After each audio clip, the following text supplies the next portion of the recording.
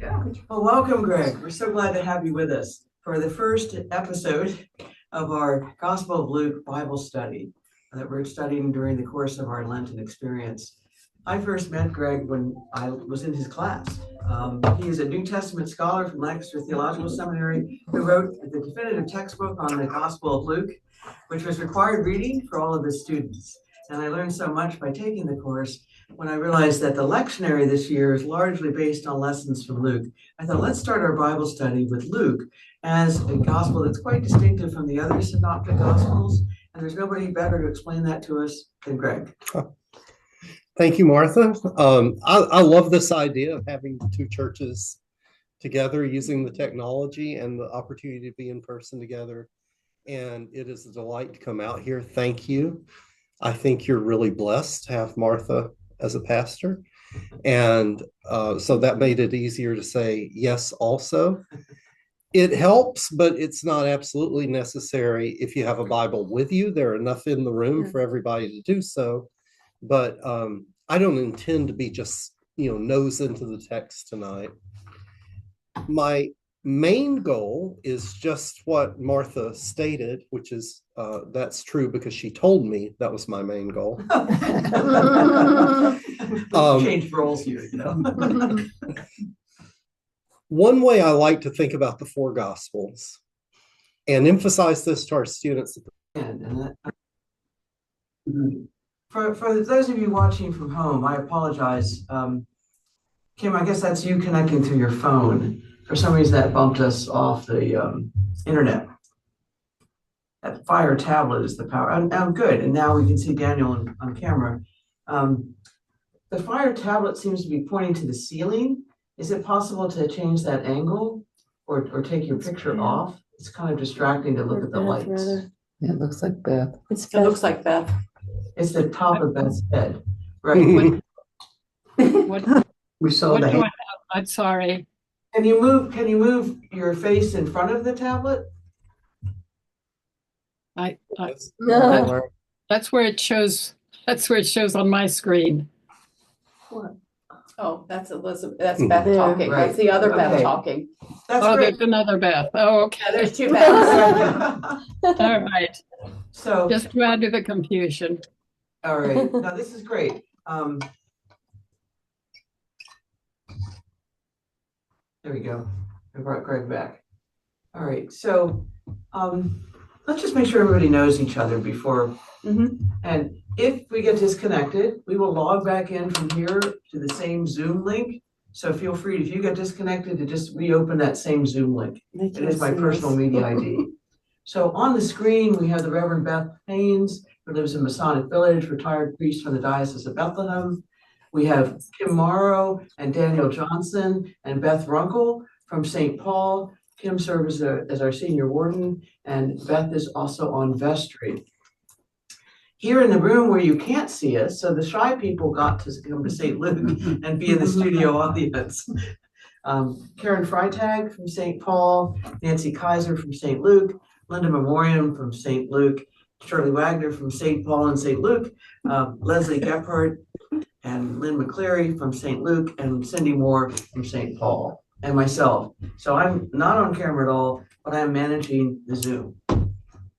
Thank you all for coming, and we'll turn the mic back to Greg. Okay.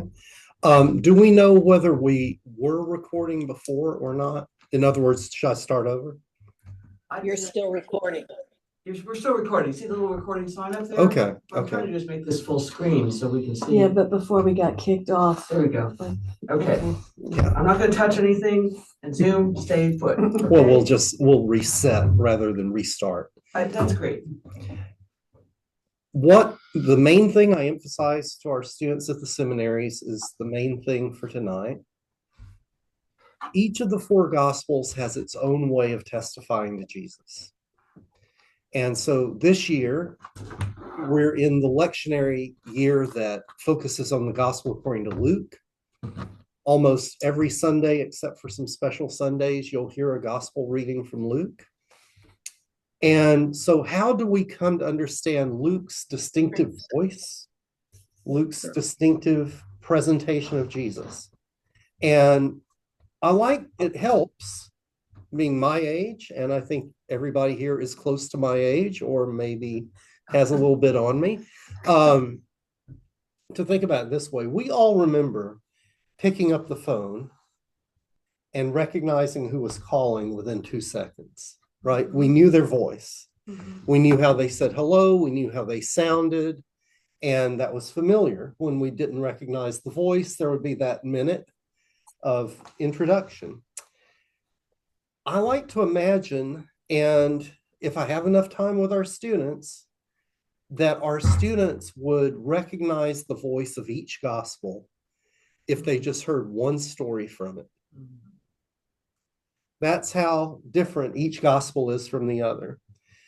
It might be the ways the stories are told, like literary style. It might be the kinds of stories that are told. It might be some of the thematic emphases. And a couple of takeaways from that. One is, that means the Gospels aren't just like chronicles of what Jesus did. Oh, on Tuesday he did this, on Wednesday he did that, on Thursday he did this other set of things. The Gospels are meant primarily, and this is what makes them alive for us. If they were just chronicles, we wouldn't need 4. Each one, right, has its own gift or set of gifts to bring because of its testimony to Jesus. Each one of the Gospels is an interpretation of Jesus and why he's important. So I want to start there, emphasize it, because we'll be really great if after you do the entire course, and if tonight helps, you have a feeling that you know the Gospel of Luke. Not memorized, not line by line or even story by story, but that you recognize, oh, that is how Luke sounds. Because throughout the rest of the liturgical year, you're going to be hearing Luke. And that will help every week when you hear the gospel lesson for you to have a larger context for understanding it. This is a good time for me just to pause and check in if just that very beginning raised some questions for you that you'd like clarified, because for a lot of people, that's the first time they've ever heard it. It's a unique concept, probably. Let me just recognize Beverly Ucolano, Hi, Beverly Beverly. St. Paul, who has joined us by Zoom from Wrightsville. Hi, Bev. You can't see me, but I'm here. Hey, Bev. Hi, Wave Bev. to Bev. Yuki is not her name, that's her nickname. Uh-huh. Her last name is Ucolano. I like Yuki. I think I'll have to call you that from now on, Bev. Can she hear us? Can She you is. hear us, Bev? Yes? Yeah. Oh, she's muted. Yeah. Raise your hand if you can hear us. Are you talking to me? Yep. Yeah. Yeah, the other. No, we're Yeah, good. Bev. Bev. Okay, great. Everybody raise your Everybody. hands. Just- So I'm managing the Zoom, which means I'm off camera. I'm at the laptop. And the people that are here, we've got 10 people here in the room, but you can't see them. So just imagine that we're in a company of good friends. Some in your homes, some here at St. Luke, and some online. Just checking if that introduction makes you want to ask a question of clarification, because that's sort of the starting point. Everything we do comes off of that starting point. Yeah. I sort of have a question in the sense that the Gospel of Luke was written long after Jesus died, and I think like back to the days of my great grandparents or something. Mm-hmm. If there was something written then, would I have it? And it's so easy to write in those times. What are the sources? What generally speaking are the sources that we're looking at from Luke especially? That's a great question. I promise to get there. Yeah, that's Okay. I'm sure it's in his notes. Okay. If you don't mind, because the people back home may not hear, could you just kind of repeat her question so that you've been asked? Okay. The question was, since Luke was written a good while after Jesus' life, what sources did Luke use? It's newer than the other gospels. That's a great question. Oh, really? It's so important we have to talk about it. Right. Awesome. Very good. Good question. Thank you, Nancy. Okay. Any others? Shirley? No. Not Not right now. They're coming though, I'm sure. Yeah, they are. Okay. You can interrupt me. I'll worry about time. If I'm worried that we don't have enough time, I'll say, please let me run a little bit. You can already tell I can, but that's not my need. What are some things we know about Luke's gospel and how it was written? The first thing is, and I would say this in some ways is the most important thing about Luke, even though you're not going to study it in this class. Whoever wrote Luke also wrote the book of Acts. And we know that for several reasons. One of the first is both books start by saying, hey, Theophilus, I'm writing to you. And the second one says, in that first book, Theophilus, right? So the ending of Luke connects with the beginning of Acts, not perfectly actually, but they clearly connect. The writing style of Luke and Acts are very, very, very similar, and their theological emphases are similar. So there are just many reasons to read Luke with Acts. That's important because that's part of Luke's message. I don't know, and when I say I don't know, I mean, I don't know whether whoever wrote Luke, we don't know the name for sure. We call them Luke. Whoever wrote it, I don't know whether they planned to write Acts right away or not. Or maybe they wrote the gospel and then thought, I'm going to write Acts. But at the end of Luke's gospel, the risen Jesus meets the disciples and he tells them, wait in Jerusalem until you receive power from on high.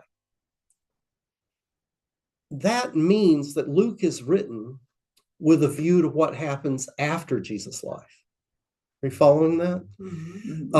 That the disciples will receive power and they will go out and they will teach not just Jesus' message, they will do the things Jesus did. They will heal people, they will cast out demons, they will raise the dead, they will feed people, they will travel, they will get arrested when they're innocent and be tried. I mean, the things Jesus does in Luke, they do in Acts. One great example, you're familiar with this, when Jesus is on the cross in Luke, he says, Father, forgive them, they don't know what they're doing. Stephen, one of the disciples of Jesus in Acts 6, says almost exactly the same thing when he's being stoned.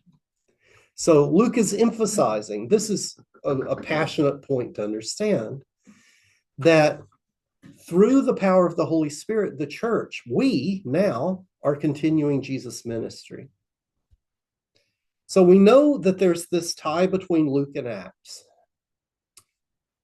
If you could read Greek, you would recognize that Luke is the most sophisticated of the gospel writers. Maybe not the most gifted storyteller. You could debate that. I grew up in North Alabama. There were some very undereducated, fantastic storytellers.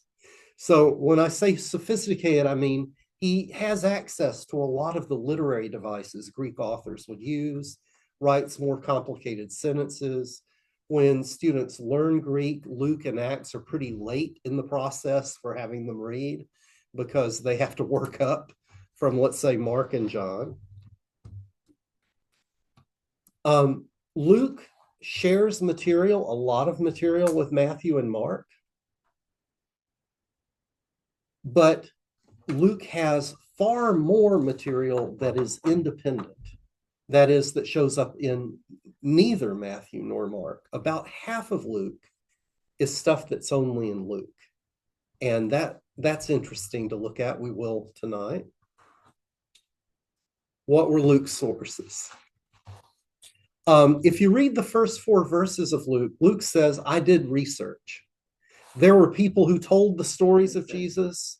I tried to interview as many people who were close to those events as I could, or at least seek out information from them.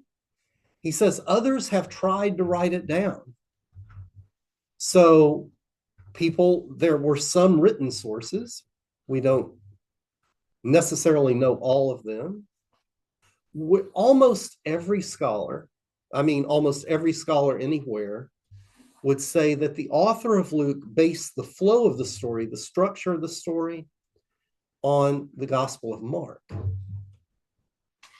A lot of Mark is in Luke, and it happens in Luke in almost the exact same order, story by story, which tells you something about Luke's use of Mark. And it also means that Luke sometimes edits Mark. We'll look at this a little bit today, that Luke sometimes edits Mark in really creative ways. So Mark may be one of those who has tried to write a version earlier, and Luke wants to spiff it up a little bit.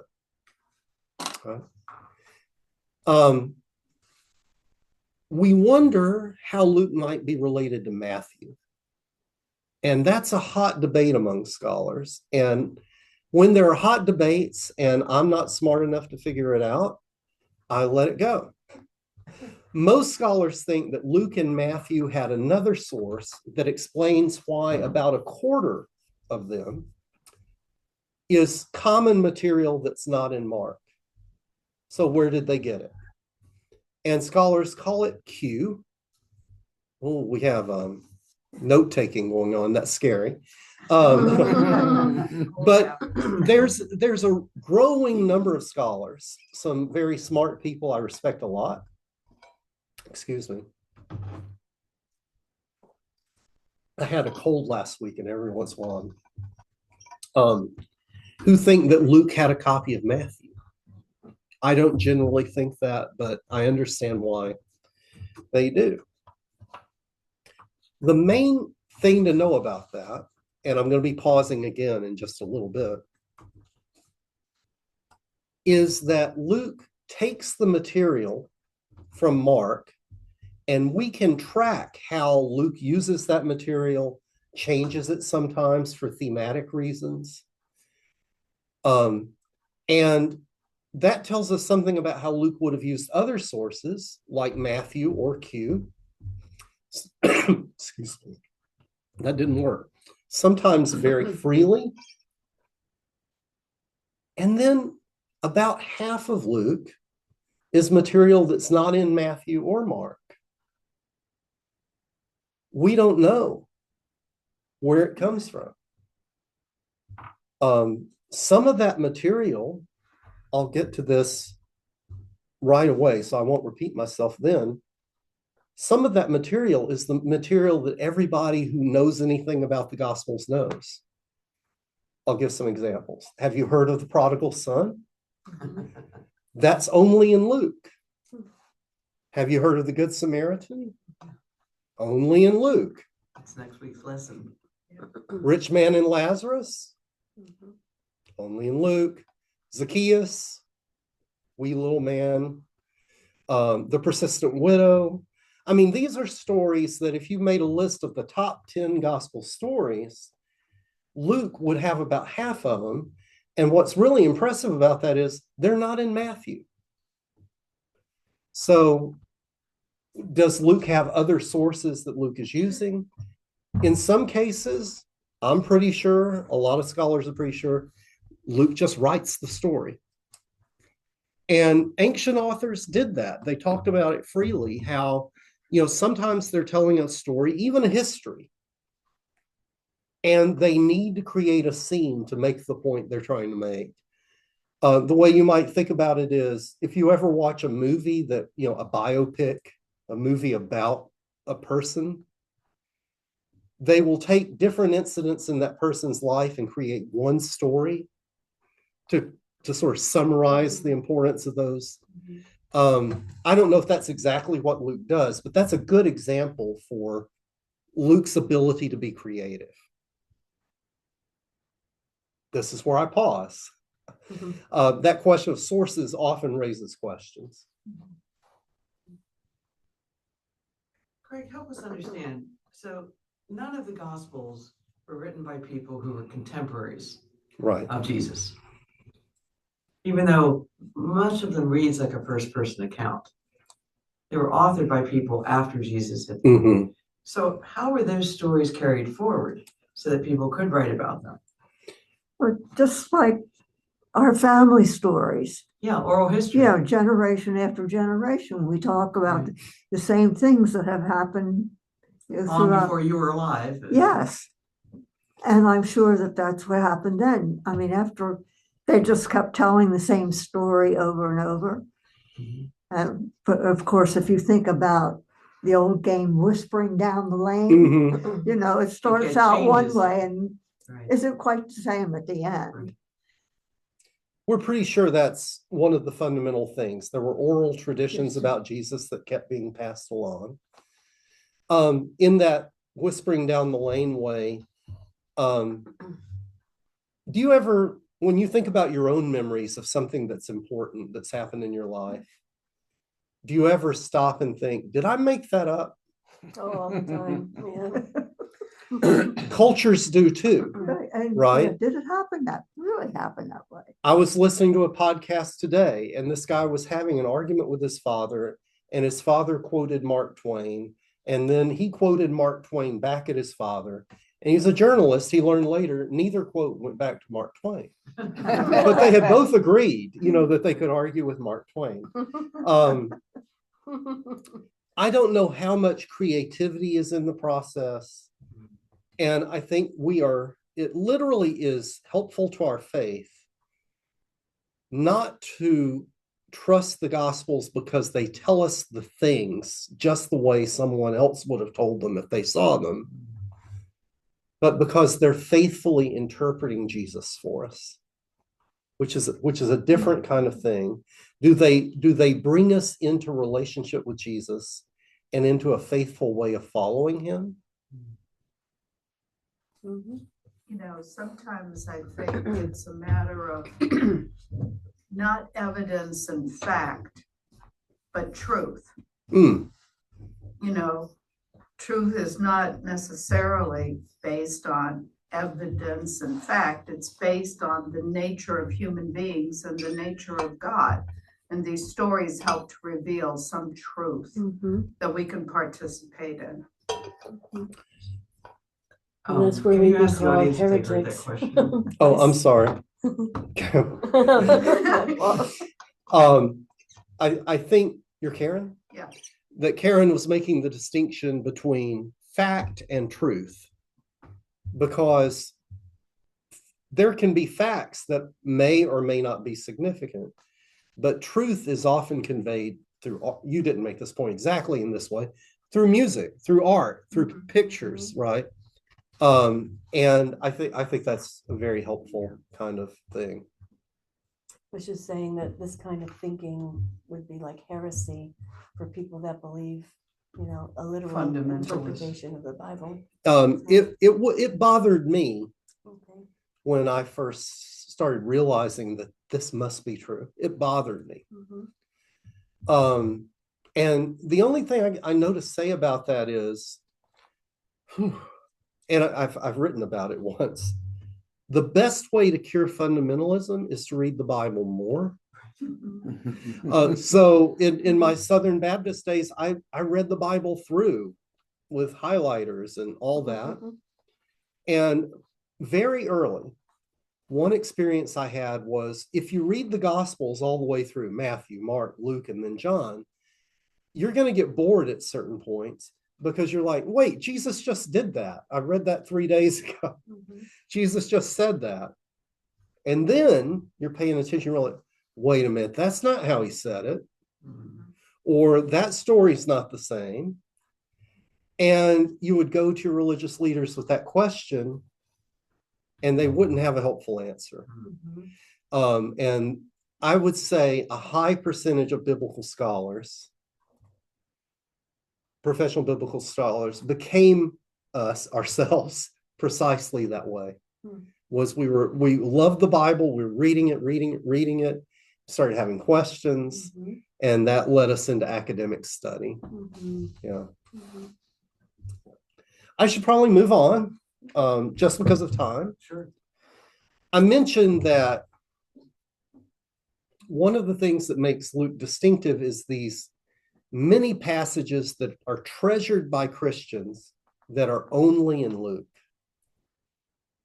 A lot of those that I named are parables. So again, Good Samaritan, prodigal, rich man and Lazarus, persistent widow and the corrupt judge, right? Those are all parables. Jesus is telling a story. And it's not just that those parables are only in Luke, they're different in other ways. When you think about the other gospels, when Jesus tells a parable, it usually doesn't have a really memorable character. The prodigal son has 3 memorable characters and some other characters, right? There's not just the son, but the father and then his brother. Rich man and Lazarus, even though Lazarus doesn't actually do anything, everybody remembers poor Lazarus lying at the gate and remembers the rich man. The Pharisee and the tax collector is one that's only in Luke. Pharisee goes to the temple and prays, God, thank you for making me the outstanding person I am. Something really close to that in Greek. And the tax collector says, have mercy on me, a sinner. And, we can get that picture. The persistent widow going to this corrupt judge time after time and finally says, what am I going to do? In fact, a lot of these parables have that feature where a character, we hear their thoughts out loud. What am I going to do now? The corrupt manager says to himself, I've lost my job. What am I going to do now? I'm too weak to dig. I'm too proud to beg. I know what I'll do. The prodigal son is in trouble, right? He's poor. He's starving. I know what I'll do. I'll get up and go to my father and I'll confess. Those are signs of storytelling that don't show up in Matthew or Mark or John. And so it's a wonderful question to ask whether Luke had access to a source that just fortunately had that material, or if Luke really knew how to write a parable, or what the combination of the two might be. Right? One feature out of those that I would really emphasize, a lot of those parables we call crisis parables. You have a character who's doing just fine, and in an instant, they're in desperate shape. Man was going down the road from Jerusalem to Jericho, fell into the hands of robbers. There was a certain rich man who was counting his money and planning to build more barns and eat, drink, and he died. There was a certain man had 2 sons. One of them ran off. The son was fine until he wasn't. The manager, he's corrupt. He's been squandering his master's property. He gets reported. What am I going to do? I could actually go on. And many of us think, I'm convinced of it. It's not a new opinion. It goes back 100 years. That Luke emphasizes taking care of the poor. We'll talk about that. But Luke tends to seem to emphasize that we take care of the poor to people who have the ability to do so. In other words, it's not that Luke is speaking for the poor. Luke is speaking to, or I would even say speaking at, the comfortable. To make them uncomfortable? To make them very uncomfortable. You might be cruising along just fine day after day, and right? Yeah. That's a message that preachers have to figure out how to deliver. It's a message that we have to figure out how to hear, right? You think you've done so much to make your life good and secure. Life doesn't work that way. And so this is one of Luke's big messages. I'll do a few others that are major themes in Luke if you are okay for it. That's good.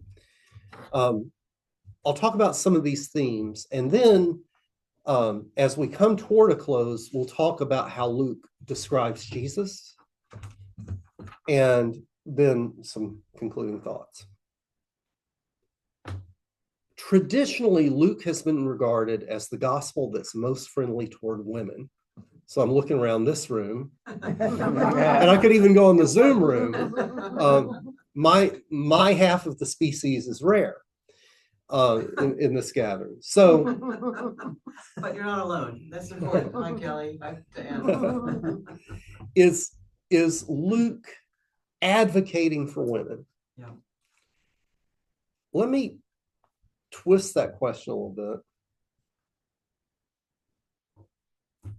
If Luke is advocating for women, how is Luke advocating for women? Because you can advocate for women in different ways with different goals. So I'll clarify that in a little bit.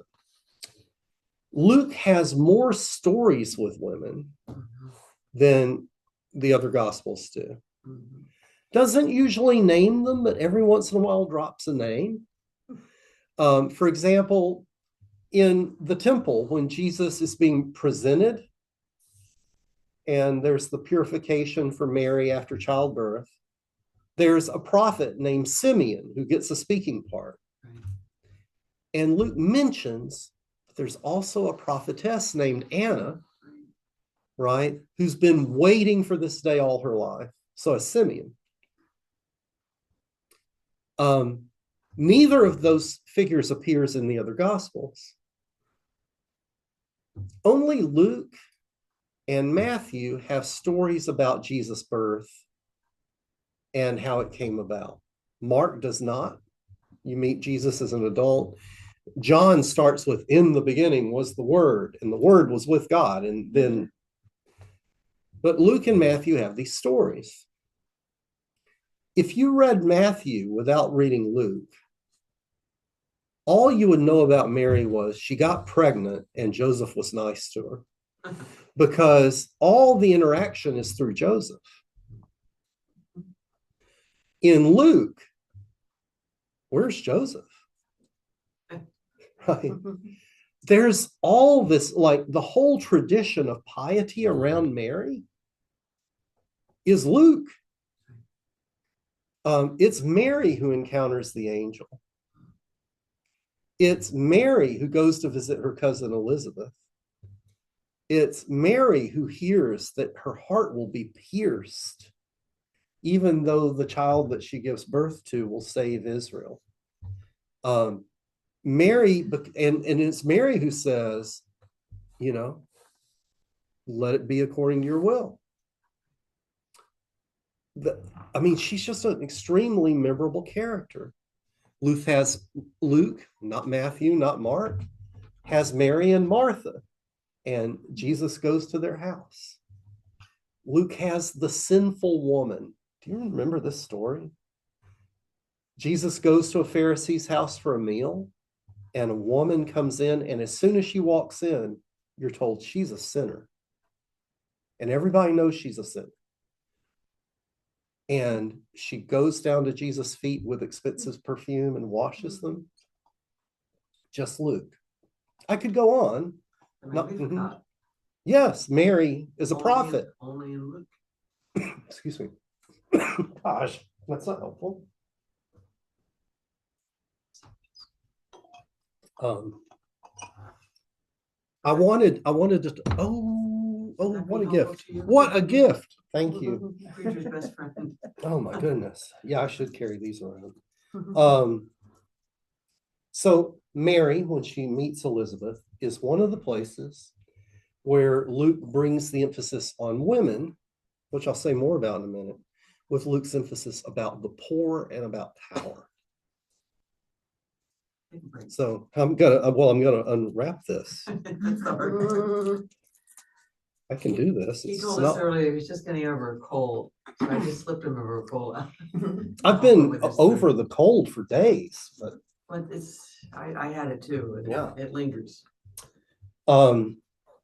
when part of Mary's song that Episcopalians use pretty often, right? Morning prayer. Is couldn't remember when, but I knew it was all the time. God has shown strength with his arm, scattered the proud in the imagination of their hearts, brought down the powerful from their thrones, lifted up the lowly, filled the hungry with good things, sent the rich away empty. It's not, God has made everybody happy and everybody's fine. It's a reversal of status. And that comes out of Mary's mouth. Some of the debates about, I'm going to come back to that issue of the poor, but that's the bridge, it's the Magnificat. Some of the debates about women in Luke are, but Jesus doesn't call women to be among his apostles. Women have speaking roles in chapters 1 and 2, and then they don't. Until the resurrection scene, or when Martha complains, right? They don't have authority. And in Acts, they don't carry the authority the way the men do, usually. And there are enough clues to argue that they do, like there are women prophets in Acts, Anna's a prophet. But there's also enough to suggest that, yeah, but not like the men do. And so you see interpreters debating, and the reason I'm telling you this is not to tell you what you should think, it's to tell you what you should look for and what you can talk about and make your own decisions about, because the people who work on this the most disagree with each other about how to weigh it. Some of that is true with the poor, but I want to take a passage that's a really good example. If you have your Bible, Luke 4.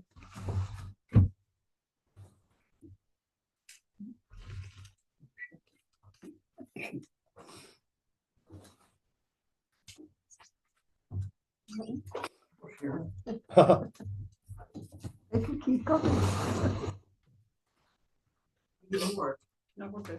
Yeah, I counted them up. You might remember that in the Gospels, there's a story where Jesus goes to the synagogue in his hometown and he teaches, and people largely dismiss it. The way you probably remember that story, wow, that is just, I do need to take another break. I'm sorry. Okay. Let me know if you need more water too. More water. I got a lot of water. Okay. Thank you. The way you probably remember that story is people are skeptical because they know him and his family. Like, who's this guy? In Mark, that story happens in chapter 6. Mark has 16 chapters. It's really in the middle of the story. Matthew has 28 chapters. It happens in chapter 13. Luke takes that story and moves it to chapter 4. Remember, Mark doesn't have an infancy narrative, doesn't have a genealogy. So Luke 4 this is the first scene you hear Jesus teaching. Instead of being in other words, this is what Luke's introduction. Here's Jesus, listen. This is why I made a big deal a minute ago about how Luke edits. Because if you watch how Luke edits, it's strategic. You'll see the same patterns over and over again. And this is one example. He takes this story, moves it. If it were in Luke where it is in Mark, it would be almost right in the middle of Luke.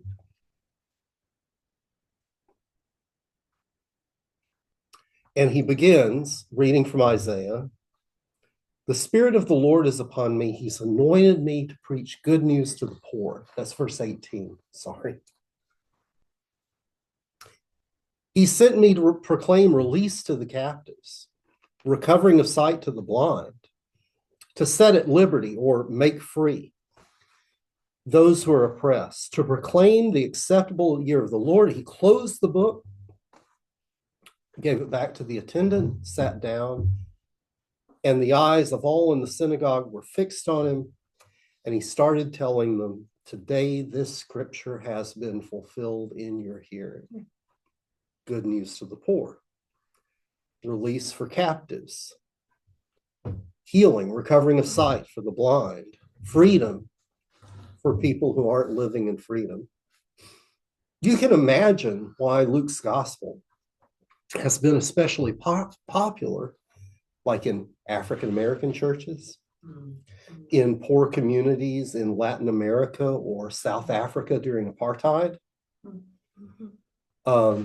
Because this issue of possessions, the issue of status and power runs all the way through Luke. And Luke brings it out at these key moments right from the beginning, right? Mary is pregnant and she proclaims this message about who Jesus is. Just one more thing. Jesus, almost as soon as he's back from being tempted in the wilderness, this is what he has to say about his. Greg, would you say that that's the beginning of Jesus's public ministry? It is. In Luke. It is. There are a few verses. He does a little, and then he does this. Right. It's the first time you hear Jesus speaking. In his own voice. In his own voice. In Matthew, that moment is the Sermon on the Mount. That's how different the flow of the two stories are. Okay. That would be Matthew 5. Yeah. And where did you say it is in Mark? It's this story is Mark 6, 1 through 6. Yeah. One of the things we could do, if we want to, is do parallels, and look at how it's interpreted. Similar stories are told across the different gospels to help us better discern the unique voice that each gospel brings. That would be a good exercise in our follow-on classes. And we'll do some of that tonight. Great. Show us how. Again, the point is that when Luke does this, there are reasons. Sometimes Luke's just a little bit snobby and thinks he's a better storyteller. But almost always you'll catch that Luke has patterns of doing it that give away these emphases that Luke wants to get across.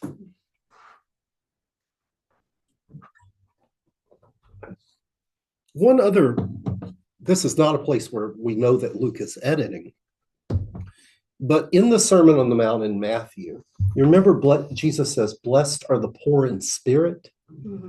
In spirit.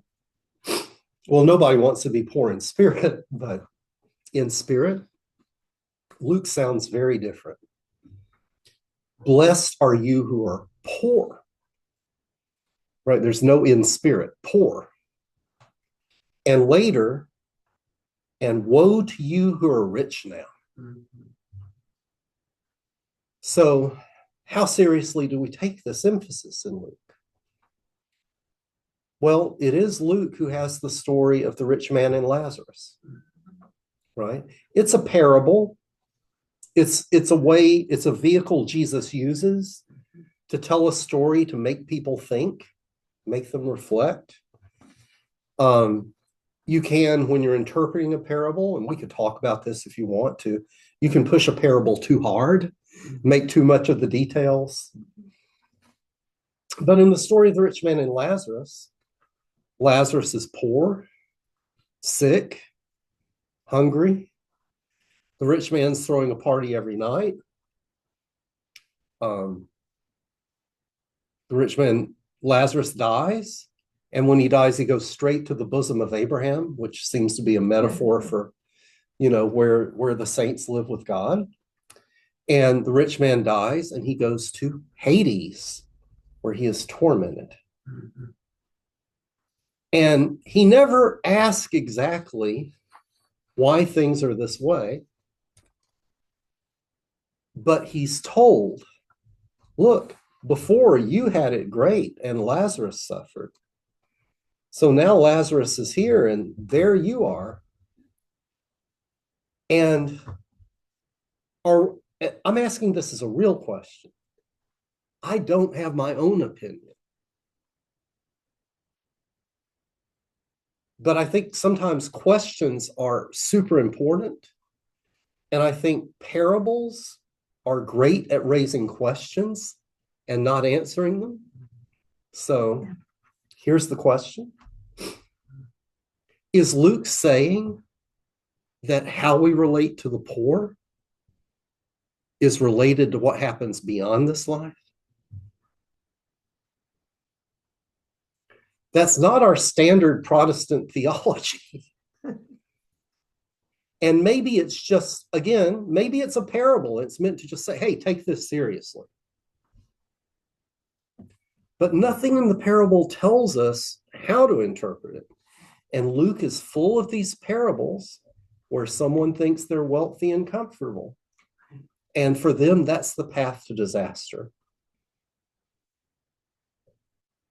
So just naming that. I have just a couple of other themes in Luke I'd like to talk about, but let me check in right now. Those are big, women and the poor and possessions. Do you want to pursue that now? Any comments, questions? Small comment, kind of when you talk about rich and poor, it's sort of do unto others. I mean, every religion, even those who aren't Christians, subscribe to that. Maybe that's a way of saying, look out for your brother. If you're wealthy and you're Buddhist, you think that your spiritual progress, which is going to take generations, right? In part depends on how you care for the poor. Islam literally has a tax just for the poor. So it's, pretty widespread. I just want to say Greg Kelly Fuddy has joined us. Oh, there she is. Hi, Kelly. Former student. Hello, guys. Sorry, I didn't realize we had the marching band meeting tonight. I just got back. I went to marching band meetings back in the day. You had to be there. We know. Absolutely. Yeah. I don't think he's covered anything you haven't heard before, Kelly. Okay, Martha, it looks like you're recording. I'd be glad to watch it too. Great. I can send you the link. All right. Awesome. That sounds good, Kelly. Thank you. Thanks for being here. Kelly is a member of St. Luke and graduated in what, when was your degree? 2007. Right. Right before Susanna was born, and she's going to be 18, so. A long time ago. I was going to miss that by 6 or 7 years. Wow. Isn't that something? I am old. You've been teaching a long time. I have. You're 30. You're 30. Wow. 26 at Lancaster, but yeah. Thank you. So Kelly, just to quickly summarize, he's been tracing the different themes of Luke. One of the goals of this Bible study is to help us discern the different voices of Jesus as defined in the different Gospels. So he's been emphasizing the unique aspects of Luke's Gospel. This is true. We talked about women, we talked about possessions and the poor. I'm just going to spend a minute. You still have your Bibles open, maybe, to Luke 4. A third that becomes very important in Acts, because it's sort of the driving theme in Acts, is blessing for Gentiles, right? Jesus was Jewish. His disciples are all Jewish. Very natural to assume that, and most Jews did, Gentiles are fine. And they're especially fine, most Jews thought, if they convert to Judaism. But Jews are fine. I mean, Gentiles are fine. But Luke emphasizes that the gospel will go to Gentiles. And even in that first speech in chapter 4, you remember in Matthew and Mark, when Jesus is in the synagogue, people sort of dismiss him like, who's this guy? That's not why they dismiss him in Luke. In Luke, he says, today the scriptures are fulfilled in your hearing. Verse 22, everyone spoke well of them and were amazed at the gracious words that came out of his mouth. And they said, isn't this Joseph's son? That's what you get in Matthew and Mark. But they're not dismissing him. They're amazed. And then he tells 2 stories about prophets, Elisha and Elisha. who healed Gentiles rather than Israelites. Verse 28, when they heard this, everyone in the synagogue was filled with wrath. They stood up, put him out of the city, led him to the brow of the hill on which their city was built. They're going to throw him down off the hill. Somehow he just passes through like John Wayne. But untouchable. That happens in John too. It's weird. But the point is, what gets the resistance is when he says God's blessing sometimes goes to Gentiles first. Mm-hmm. It's not that God blesses Gentiles too. Jews believe that. It was first, right? And they're upset. The last theme I want to talk about is my favorite. And I hope it surprises you. Luke emphasizes over and again in stories that don't show up in Matthew or Mark or John, Jesus' companionship with sinners. Mm-hmm. There's one story about Levi the tax collector that's in Matthew, Mark, and Luke. It's the first. Then Jesus has the story of this sinful woman who comes and anoints Jesus' feet. Luke also has the story of Zacchaeus, who is a tax collector. And Zacchaeus, apparently is up in the tree looking to see Jesus. I like the ringtone, but I don't like the ringtone. And the crowd says, he's going to a sinner's house. Luke has the story of the Pharisee and the tax collector I told earlier. The Pharisee is righteous, and he's glad. The tax collector is penitent and asks for God's mercy. And Jesus doesn't say the Pharisee was wrong. He says, who went home justified more? The Pharisee was justified. But the tax collector in Luke is justified more because of his penitence. It all comes together in a beautiful scene in chapter 15. And I am asking you, thank you. And you get to see here some of Luke's literary artistry.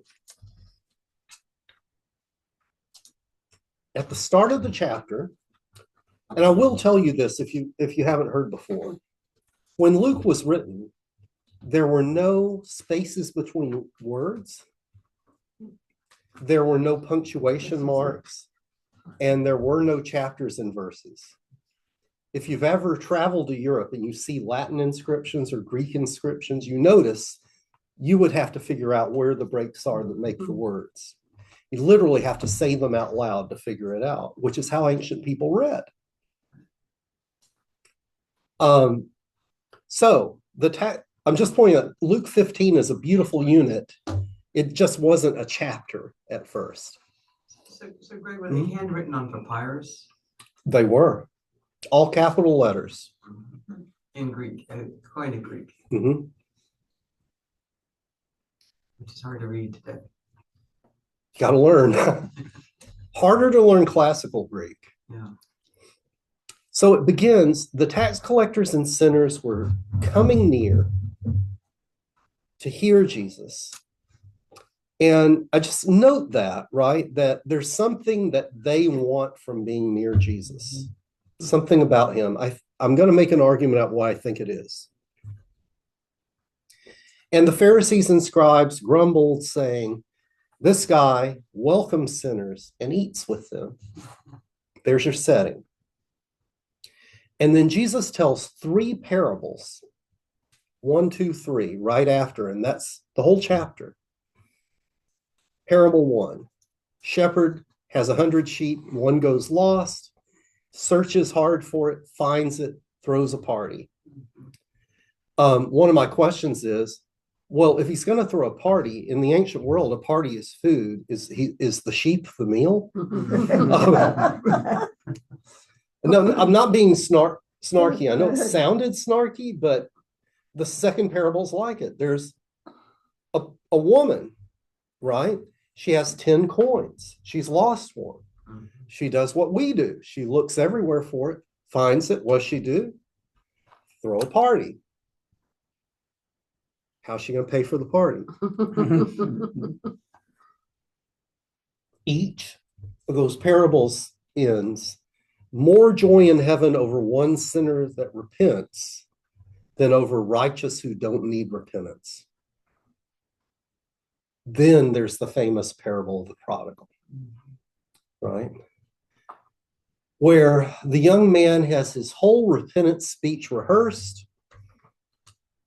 and he never gets to deliver it.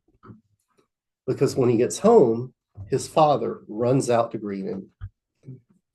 And that's all there is to it. Throws a party. This one involves the fatted calf. Mm-hmm. And you would think, okay, there's a party.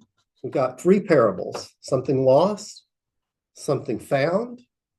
And in the parable of the prodigal, it says, my son was lost and now he's found. That's where we get our Amazing Grace lyrics from.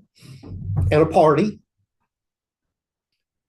But the parable of the prodigal has one other thing. The older brother is out in the field working, and nobody, not only has he never had a party himself, nobody bothered to tell him there was a party. He hears it, and he's angry. Does he bring us all the way back to the beginning of the chapter, where Jesus' opponents are angry, or at least grumbling, that he's hanging out with sinners? In all of these stories, this is the most striking point about them. In all of these stories, not once does Jesus criticize one of these sinners or tell them to repent.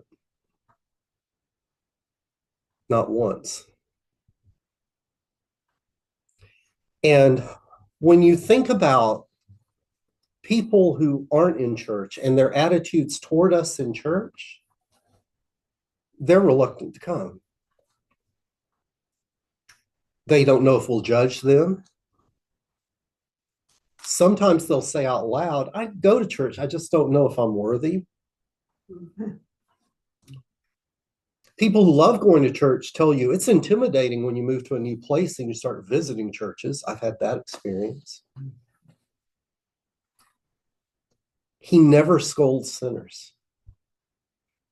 The only people he scolds are people who think they're righteous. And I'd like to think about that as a model for ministry. Unlike so many churches, we can be churches that just sit and eat with you and welcome you into our company.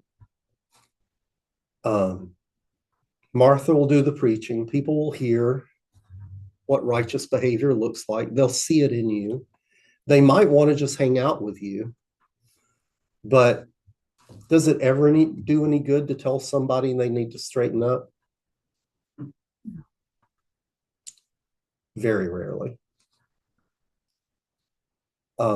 And that's Luke's way. You practice forgiveness. Mm-hmm. Well, and you're a priest, you can do the forgiving. The ABCs. I think that's such a profound thing. It is. Just being human with people. Well, and the non-judgmental nature of that, especially at a time when certain facets of Christianity, quote unquote, are saying they're not part of us. You know, we have a divine line to the top, and people that don't look and act like us do not, which is completely counter to Luke's gospel and the lessons that you've just shared with us. There's a big book that I've read only a small part of called Hellfire Nation, which is attitudes towards sin through U.S. history. And the thing you'll notice is that who we decide are sinners changes from generation to generation, right? So at the beginning of the 20th century, if your daughter dated a baseball player or your son dated an actress, Scandalous. Scandalous, right? Communists, protesters, LGBT folk, single moms, you name it. We pick our groups of sinners, and unfortunately, preachers pile on. So I could go on. Y'all don't need me to go on, but I think this is extremely relevant part of Luke that most Christians have never heard about. So, I choose to ignore. a little bit about who Jesus is in Luke. Luke is deeply interested in Jesus. And Luke never says directly Jesus is God or what it means for Jesus to be the Messiah. Those are things that Luke never really does. But what Luke does is shows us that Jesus does the things only God can do. He raises the dead. He causes food to show up. That's John. I'm sorry. He stops the storm. He does extend forgiveness in his own authority. He does the things God can do. This is a technical phrase that I use, but I think I just don't know how to do it better. He is God's singular agent in the world. When you're in his presence, you're in the presence of God. Luke is really interesting in that Luke is not focused on Jesus' death the way a lot of Christians are. Luke cares about Jesus' death, but what brings God's salvation to earth is Jesus' resurrection and ascension, and then in Acts, the gift of the Spirit. And you will see that this Lent. Do you do a 7-word service on Good Friday? We don't at our two churches, Mount Zion, Pat McAllister's church does that. I've participated in that in the past. It's a long service where you go through the 7 last sayings of Jesus as they're in the Gospels. Only one of them is in Matthew and Mark. My God, why have you abandoned me? That's the one I had to preach on my first year at St. Paul. Yeah. It's like, let's try the new kid out, you know? 3 are only in John. Woman, behold your son. I'm thirsty. It's finished. 3 are only in Luke. Father, forgive them. They don't know what they're doing. Truly, I tell you, today you'll be with me in paradise. And when Jesus dies, not, my God, why have you abandoned me? Because for Luke, God, that wouldn't happen. Father, into your hands, I commend my spirit. So that's only in Luke. Only. I could go on.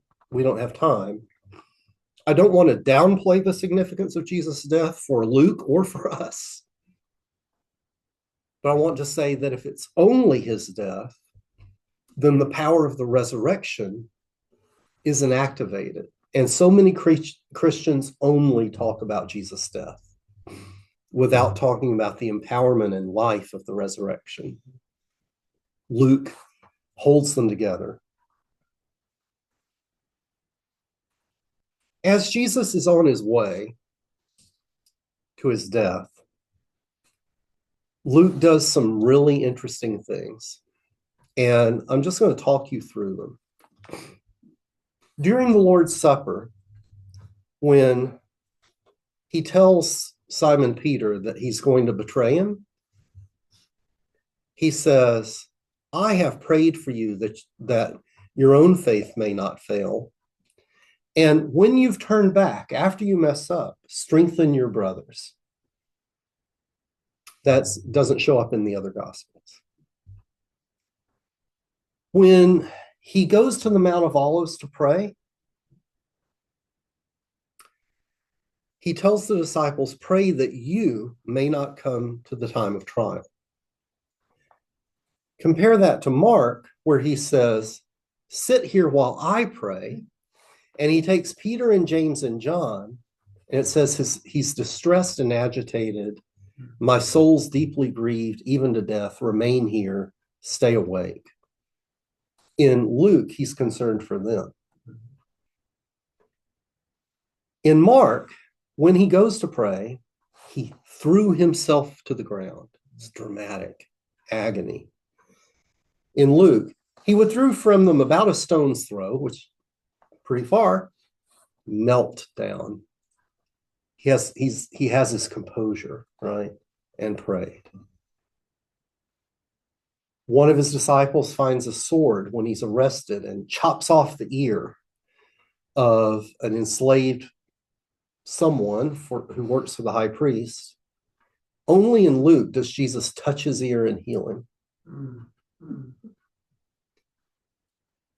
When he's at trial and Peter has denied him 3 times and the cock crows, Luke stops and creates a very dramatic scene that you would, be easy for a film director to do. The Lord turned and looked at Peter. Only Luke. Then Peter remembered the word of the Lord, how he'd said to him before the cock crows, today you'll deny me 3 times.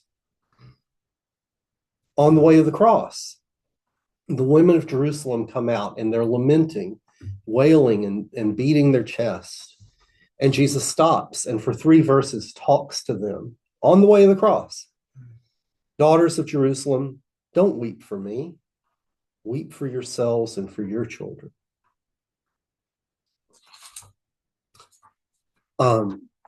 Then you get that pattern that includes, Father, forgive them, they don't know what they're doing. And truly I tell you today, you'll be with me in paradise. I would argue that in Luke, Jesus dies the way he's been living the whole time.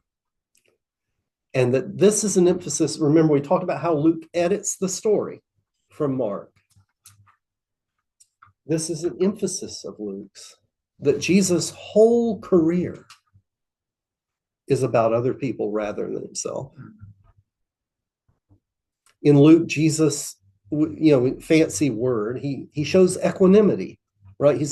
He doesn't lose his temper, doesn't lose his composure, doesn't get distressed. In some ways, I like Mark more than Luke in that way. I kind of want Jesus to be distressed about torture and death. But in Luke, Jesus isn't about Jesus. He's about the people he encounters. And so you can look for that, not just there, but through the gospel, and see that as an emphasis.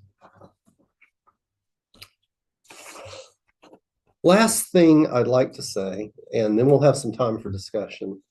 If you want to, you can turn to chapter 24. All 4 of the Gospels end with stories about Jesus' tomb, right? Matthew, Luke, and John, but not Mark, tell stories about Jesus appearing to his disciples. Luke's stories are different than the others, totally different. The first, after the women go to the tomb and find it empty and tell the disciples, 2 of the disciples that day, it all happens on the same day, are walking to Emmaus from Jerusalem. And the risen Jesus shows up with them and walks with them. And the language of the text is, their eyes were kept from recognizing him. Mm-hmm. And they talk. And, he's like, what are you talking about? And they say, well, we're upset. This stuff happened to Jesus. You haven't heard? Where have you been? Mm-hmm. He tries to explain to them that, well, this is the way of God. And anyway, they convince him to have dinner. And this happens throughout Luke. Jesus always eating or going to a meal in Luke. But When they have the meal, verse 30, he turns into the host.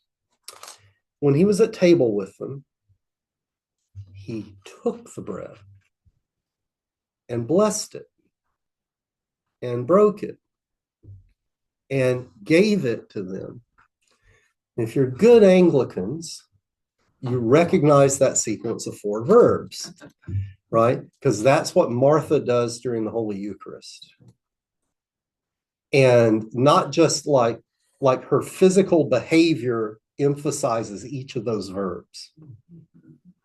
Took, blessed, broke, gave. Jesus does that same sequence of verbs 2 other times in Luke. One is the Last Supper, where we get our Holy Eucharist, or my church communion, from. The other time is when he feeds the 5,000.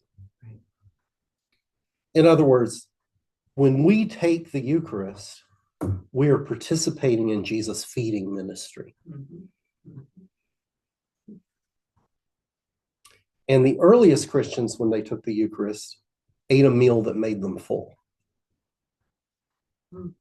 It was a party. So, that's cool. That's not a criticism, or we should do it that way. But once he's done that, their eyes were opened and they recognized him. Luke is saying something to us here. Absolutely. Right? That the risen Jesus is accessible to us through the mystery of the meal. The sacraments. He's present. Yeah. And then Luke goes on to emphasize another way that Jesus is present. In verse 48, he's been talking about what the Messiah is supposed to do. I could chase that rabbit forever, but I'm going to let that go. He says, "You are witnesses of these things. Now look, I'm sending the promise of my Father upon you, but remain in the city until you're clothed with power from on high." That's a reference to the coming of the Holy Spirit, which happens in Acts. Remember when we talked about one of the most important things about Luke is Luke wrote Acts. Also, the presence of the risen Jesus is with us through the Holy Spirit. And as I said before, bringing it home full circle, last thing I'm going to say, we can have questions for a little bit, is in Acts, all the things Jesus does, his disciples do. And I would just name, there's a garden out there. Jesus fed people. The disciples fed people, right? Martha says we're going to start having healing services. Jesus healed people. Jesus sometimes got a hard time for the things that he did, all the way to the point of his death. You do it right, you're going to do that too. And so I just want to name in this encouraging way that Luke has this distinctive gift to offer us in the church, to remind us that we are empowered to continue Jesus' way. With that, those are all the things I want to say. I like to leave some time at the end just for us to chat if there are things y'all want to talk about. I talked a whole lot, so. Question, to your recollection, did Jesus actually ever baptize? So in Matthew, Mark, and Luke, you don't see Jesus baptizing. In John, you get the impression that maybe he does, but you're not described him doing it. You thinking some big thought? No, well, not really. I just, it just occurred to me. And it occurred to me also, we're not talking Paul, but I can't recall ever hearing about Paul baptizing either. Paul says, I baptized very few of you in 1 Corinthians. He was like denying, like, I'm glad I didn't baptize you. I'm not sure. He says something on the translation, I'm sure, but well, no, he says something pretty close to, I'm glad I didn't baptize any of you. Oh, except for, I think the guy's name is Stephanos and some of his household. Okay, you're okay. Yeah. One of the things we're kicking around is whether we want to study Acts of the Apostles next to lift up our other patron saint, St. Paul. So I'm going to be interested in everyone's feedback. Does this format work? Could we do this again? Find the appropriate scholar to kick us off. We could talk about who that should be. Maybe do that in the fall, something like that. Yeah, and I like my little book. I'm teaching Luke and Acts right now, and I assigned a newer one by someone else. Very good. It's a little old. It may be hard to find. There is a series written by Episcopalian scholars. Excellent. On Acts of the Apostles. But there would be a little book on Acts, if I'm not mistaken. I don't remember who wrote it. If you could, when you come across that, perhaps send that my way. That would be helpful. Sure. That would be very helpful. We are all Episcopalians here. None of the community members signed up that are online tonight. So, which makes me think that I'm going to share the recording with those who registered so they can watch it at their leisure. We can put it on our YouTube channel. So Kelly, that's what I'll do. I'll put it on our YouTube channel after Monday. We're showing it at Shirley's house. Okay, so it'll live on in infamy. Is that Rebecca waving at us? Oh wow! I wondered if yes, it is. She doesn't want to be seen on. See, she doesn't want to be seen on camera. Yeah. Well, she could have come here. Because I'm dying. I should turn the camera around so you can see you. Rebecca, I had to be seen on camera for an hour and a half, just so you know. Well, yes, but you're not dyeing your hair. You're not dyeing your hair with a bonnet on your head, though. It was wonderful. Kelly, thank you. So glad you were able to join us, and you'll see the recording. Have a good night. Watch your step. We'll see you on Monday. Yes, and we'll watch this afterward. But Sure, I understand. Thanks so much for coming. Yeah. Great Good to night, see y'all. you. Very interesting. Very interesting. Yes, Thank very you. nice. Thank you. Thank you. Wonderful to be with all of you. Thank you. Thank you. No, I think that this is you did exactly what I was hoping for. This is like seminary 101 in an hour and a half. So I saved you 3.5 years, okay? No, there's a lot more to seminary, don't get me wrong. But you really hit the highlights very, very well. You gave us a lot of food for thought, which we'll follow up on. And I heard you say you're going to give me your notes too, which would be awesome. So I did say that? Small price. Okay. Yeah. Let me put that in my calendar to email you. That's fine. That's great. Because I scribbled all over. Now, Shirley, come on. You haven't asked one question. This is not like you. Huh? Do you have any questions for Greg before he disappears? I had just some things that I was thinking about. Yes, please. As you were talking. I just did not want to interrupt you. I'm sorry. That means that I talk too fast. Oh, no. Okay, I've got it in my calendar. So, at my age, it sometimes takes me a while to process something, and you're going up here.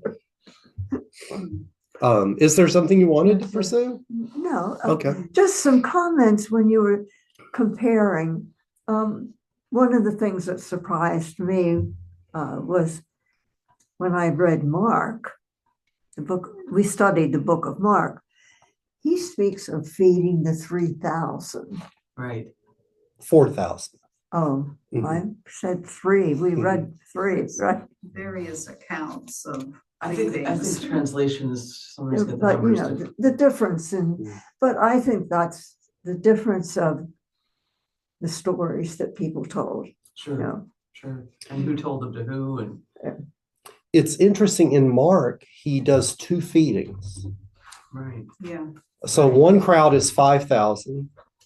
The other, I think, is 4, but the main point is it happens twice. Yes. And one of the thoughts is, if you think about, for example, Jesus' parables or sayings of Jesus, if they look different from one gospel to another, Any teacher uses some of the same material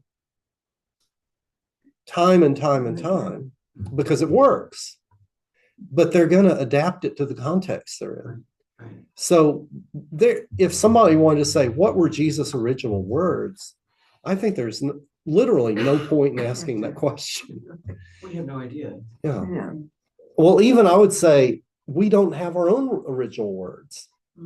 You know, I mean, my wife, we just traveled with another couple, and I told that other couple all my stories, and poor Jennifer, I only have so many stories. She's heard them how many times? And I'm a Southern storyteller. I change them depending on, Yeah. You don't have to be a Southern storyteller to change the words. That's correct. See, these good people don't follow me from St. Paul to St. Luke. So it's the same sermon, same research, the same writing is differently interpreted in the two different congregations. Yeah. Yeah, so Dr. Carey, and thank you for coming and talking with us. The one word that I didn't hear you say, which occurred to me, is so much in Luke's gospel is about God's love for us. And I was thinking especially about the lost sheep. And from my personal experience, I have a brother who was the classic lost sheep who was drunk for 30 years. Wow. And stopped drinking at 50 and had a new life. And I can relate so strongly to the joy that the one lost sheep brought. When he came back to the fold. Yeah. And the same thing in the prodigal son, the joy of the father for this one person who came back. And I can understand more now at my age and from these experiences, I think what God may be like, who rejoices in that sinner, more so than all the rest of us pretty good people. I get it. I don't know if I'm getting it correctly, but. Do you mean from Luke? Yeah. Yes. So when I wrote this book, in fact, the friend that my wife and I traveled with read it through before I sent it to the publisher.